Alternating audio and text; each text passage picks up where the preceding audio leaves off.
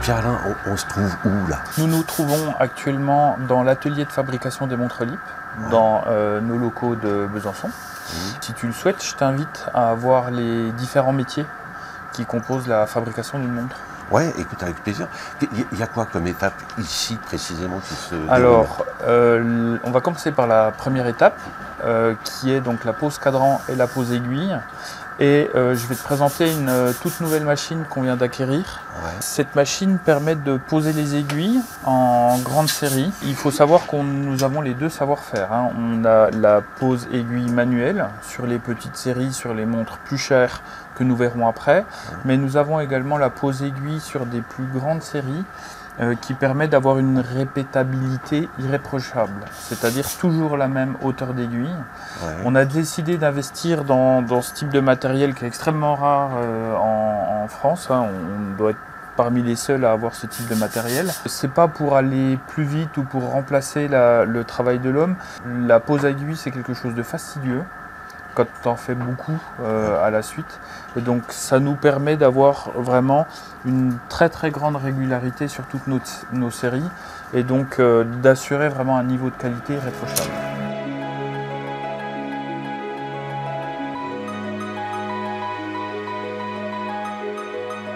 Ce qu'il faut bien comprendre, c'est que le travail chez nous est découpé en plusieurs étapes. Ouais. Donc d'abord la pose cadran, ensuite la pose aiguille sur machine qu'on vient de voir. Nous avons également de la pose aiguille en manuel assisté, sur potence de type Bergeon. Ouais. Selon les différents postes et différentes étapes de travail, on va trouver différents établis avec les personnes qui remplissent chaque tâche. Exceptionnellement, pour The Watch Observer, aujourd'hui, on va aller voir Stéphane, qui lui va vous faire une fabrication du début à la fin sur une Nautic Ski. D'accord, ouais, qu'on voit toutes les étapes sans que ça complexifie les choses. On est là sur un poste entre guillemets qui a été customisé pour nous parce que d'habitude les séquences de montage des montres sont véritablement distinctes les unes des autres, donc chacun a sa mission et la montre se constitue d'étape en étape. Là, vous avez accepté gentiment pour nous de vous occuper de l'intégralité d'une pièce. Racontez-nous ce que vous faites chez LIP. Oui, bon, moi je m'occupe de la pose aiguille ou de l'emboîtage en fonction de la demande du travail. Ouais. Voilà, donc là, pour la grande Nautic, pour cette montre-là, je vais vous montrer les étapes par lesquelles on passe pour l'assemblage. Ouais. Donc on reçoit, donc nous avons déjà le mouvement qui est prêt, qui est déjà assemblé. Donc là vous avez un mouvement qui arrive de chez le fournisseur, le partenaire. Oui. Il est assemblé, réglé. Ouais. Et ce mouvement, je vais l'assembler. Pour l'assembler, je commence à poser les petites les vis de pied de cadran qui vont fixer le cadran à la platine. Oui. Donc ici. Ensuite, je vais poser un réau. Donc ce réau, ça permettra que le cadran ne touche pas le dato. Ouais, que le disque dateur puisse que le disque soit mobile, soit libre, et qu'il n'y ait pas de soucis. Ok. Et ensuite, je vais prendre un cadran. Ils sont beaux ces cadrans d'ailleurs. Hein, ces cadrans. Alors que je vais vérifier déjà que le cadran n'ait pas de rayures, même si, voilà, il est bon. Je vais le positionner. Donc celui-là, la tige couronne est à 4 heures et non à 3 heures comme souvent. Je vais fixer les pieds de cadran. Un petit coup de tournevis sur chaque vis pour sceller le cadran au mouvement. Donc contrairement à ce qu'on pourrait imaginer en se disant que on est sur des process qui sont intégralement industrialisés et automatisés, il y a une vraie dimension, une vraie intervention humaine pour chaque pièce. Alors là, ça y est, vous avez vissé le cadran au mouvement. Là, le cadran est posé. Donc, prochaine étape. Hein. En général, on peut poser tous les cadrans. Oui. Comme là, on va montrer l'assemblage. Donc, je vais ensuite prendre ma potence à aiguille. Je vais poser mon cadran sur le porte-mouvement. Je vais le régler. Je vais régler la date. pour que je pose les aiguilles à minuit. Ah d'accord. Alors là, Stéphane, peut-être une petite précision, parce qu'on a vu tout à l'heure la machine qui sert à la pose des aiguilles permet de traiter des grandes quantités parce que ça nécessite plein de réglages préalables. Oui. Quand vous êtes sur des quantités plus réduites, vous ne monopolisez pas cette machine et vous procédez vous-même à la pose des aiguilles. Hein. Oui. C'est ça. C'est juste une question de... La machine elle permet de faire des grandes quantités assez rapidement, mais il faut la régler avant. Ouais. Donc oui, on privilégie les grandes séries. Pour des petites séries, on va faire à la main. D'accord. Voilà. Ce que vous faites là pour cette grande nautique. Donc les aiguilles, elles sont conditionnées, elles sont protégées parce que pour pas qu'elles soient rayées, donc dans des petites boîtes comme ça. Donc là, je vais les sortir, je vais les sortir une à une. Donc l'aiguille des heures, l'aiguille des minutes et la trotteuse.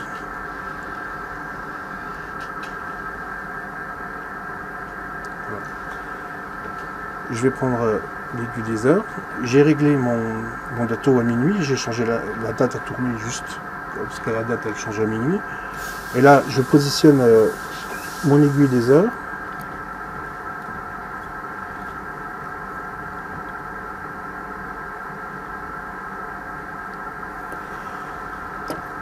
Donc la potence qui permet de chasser les aiguilles en appliquant la pression juste nécessaire. Oui, et la hauteur. Et la hauteur.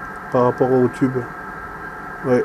En fonction des mouvements, c'est pas la même hauteur en fonction donc des minutes et des heures, et puis de la trotteuse, ou en fonction des fois nous avons des trotteuses qui sont excentrées, donc à ce moment-là ça sera différent, ça sera comme ça. D'accord. Voilà. Donc là vous avez un réglage spécifique pour chaque modèle, en fonction de ses caractéristiques. On les règle en fonction de chaque modèle. Et donc là, il ne manque plus que la trotteuse. Et ça permet d'avoir juste la bonne hauteur avec cette potence-là. Je pourrais le faire à la main, mais à la main, c'est que ma force, on peut des fois faire des erreurs. Alors, quand on fait des séries, pour aller plus vite, elles sont déjà réglées, on sait que la hauteur sera bonne, elles seront parallèles. Donc là, vous faites une petite vérification. Je vais vérifier, oui. Là, je vérifie que les aiguilles sont bien parallèles et qu'elles ne se touchent pas, qu'elles soient nickel. Qu'elles ne touchent pas le cadran aussi. Et qu'elles ne se touchent pas entre elles, voilà.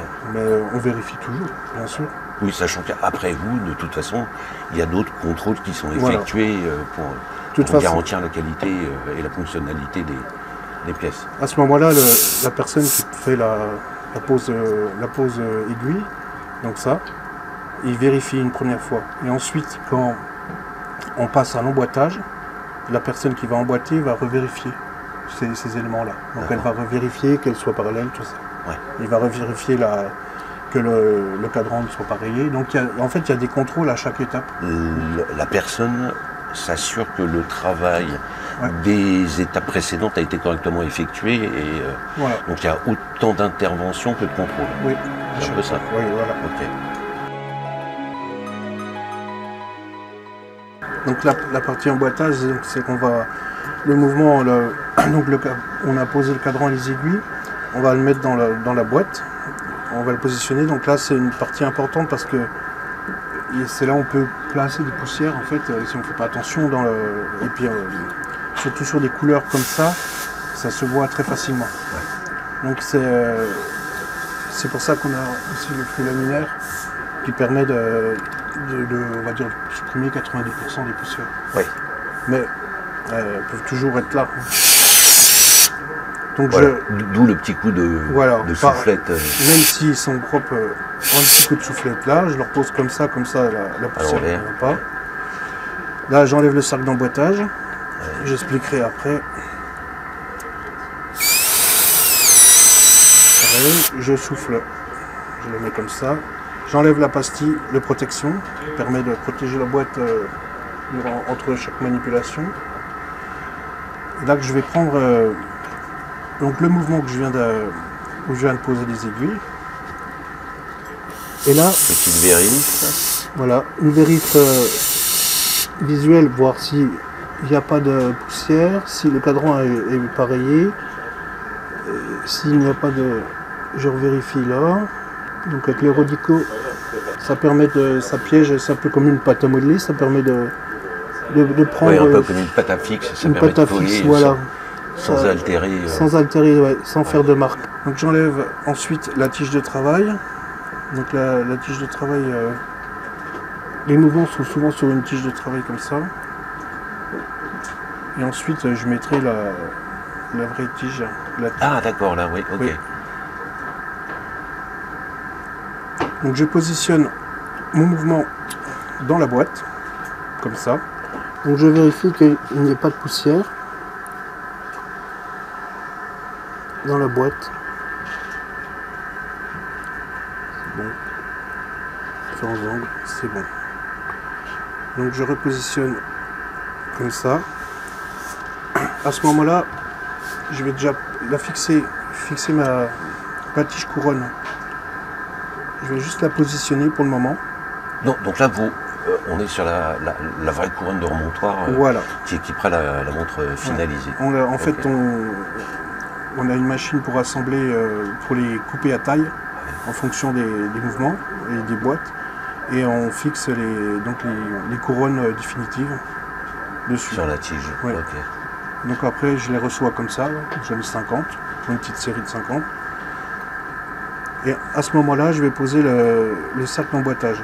Alors le cercle d'emboîtage, ça permet de fixer, de protéger, on va dire que c'est un peu comme un amortisseur. Ça protège le mouvement et ça le fixe dans la boîte. C'est-à-dire que s'il y a des chocs, c'est le cercle d'emboîtage qui va prendre et pas le mouvement. Ok. Et ça permet donc ça fait office d'anti-choc. D'anti-choc et surtout le fixer à la boîte qui ne bouge pas dans la boîte. Donc pour ça, on va utiliser des brides et des vis. Donc là, j'ai 3 brides. 3 brides.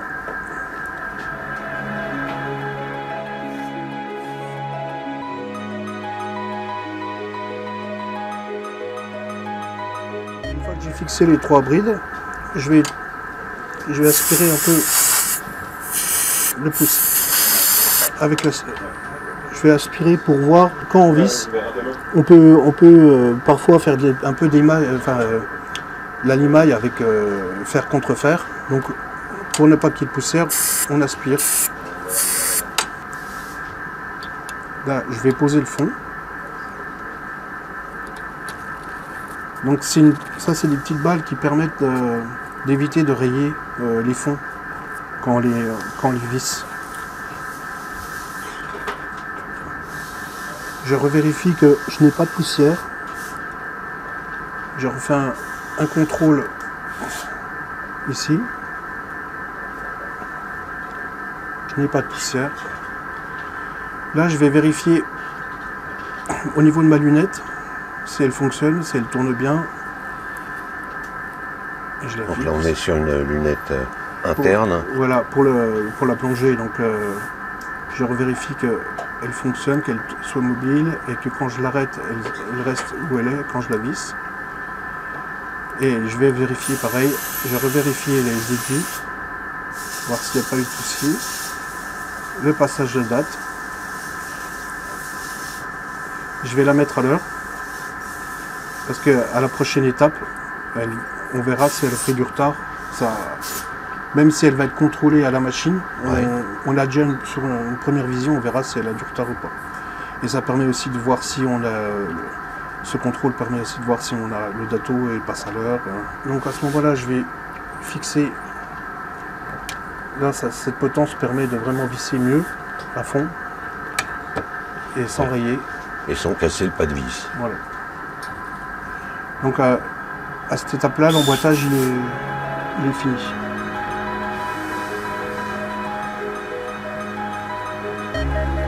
Stéphane, je vais emmener la Nautic Ski au contrôle.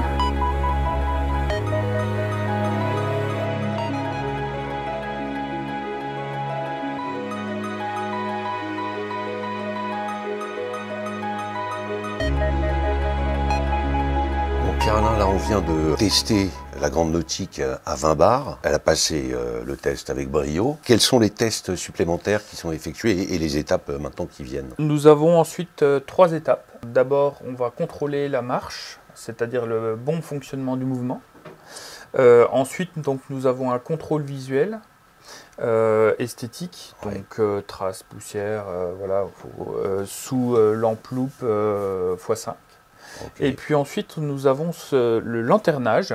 Donc le lanternage, c'est un terme horloger qui est passé dans le langage commun. Faire lanterner quelqu'un, c'est le faire attendre.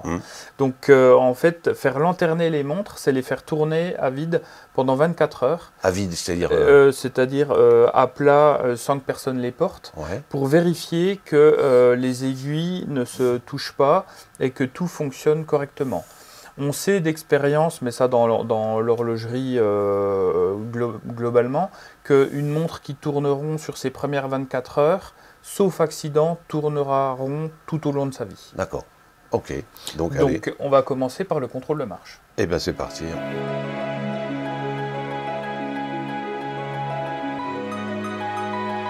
Là, l'opération qu'Armelle vient d'effectuer, elle est destinée à quoi? Donc Armelle là vient de remonter la montre avec 40 tours grâce à des petits stylos qu'on utilise pour remonter les pièces. 41 tours exactement, ce qui va nous recharger le barillet complètement et ce qui permet de poser la pièce sur le one-off, sur l'oscillographe pour écouter l'organe réglant, le fameux tic et tac, et vérifier les écarts de marche journaliers, qu'on soit bien dans nos tolérances. Nous avons des tolérances supérieures à ce que le motoriste qui équipe la plupart de nos modèles nous donne en sortie d'usine. Donc c'est pour ça que certaines de nos pièces doivent être reprises au décotage. Je viendrai te présenter ça après. C'est le chef d'atelier qui s'en occupe, Baptiste. Et quand elles ne passent pas dans nos tolérances à nous, donc on affine les réglages. Mais cette pièce-là est bonne puisque en fait les outils que nous utilisons sont très intuitifs, que ce soit pour l'étanchéité comme pour le contrôle de marche. Quand ça passe pas, ça clignote rouge. Voilà. Donc là, ça clignote pas rouge, tout va bien. Après le contrôle de marche, donc nous avons le contrôle visuel. Et l'inspection de fonctionnement du produit. Visuel et fonctionnel. Visuel et fonctionnel, c'est ça. Elle contrôle les 2 couronnes vissées, elle contrôle le bon fonctionnement de la lunette aller-retour. Voilà, ça c'est la première chose. Quand nous avons des chronographes, on active les chronos, start, stop, reset. Sur les pièces avec date, on vérifie le passage du quantième.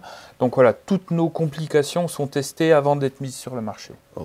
Après le contrôle fonctionnel, le contrôle esthétique, contrôle visuel, sous lampe-loupe x5. Donc ça, c'est extrêmement exigeant, ça ne pardonne rien. Et on est bien au-dessus de ce que l'œil humain peut voir. C'est-à-dire que si ça passe, on est sûr que la pièce est irréprochable. D'accord. Qu'il s'agisse de ce contrôle visuel ou des tests étanchéité, tests de fonctionnalité de la montre, chez LIP, on ne procède pas par échantillonnage, on est sur 100% des pièces qui vont être vendues, passent ces tests. Exactement, c'est une grande force de la marque. Quand nous les avons repris il y a maintenant 10 ans, on a vraiment voulu être irréprochable en qualité. Donc la première chose que nous avons mis en place, ce sont ces protocoles de test où 100% des pièces sont contrôlées. Et validées comme étant irréprochables. Parfait.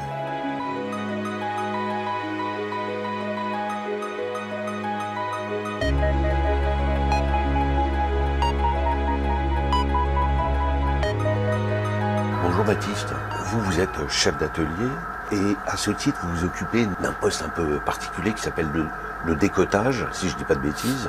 Alors en quoi ça consiste? Eh bien concrètement, le décotage, ça consiste à intervenir sur toute pièce défaillante dans le cursus de fabrication d'une montre complète.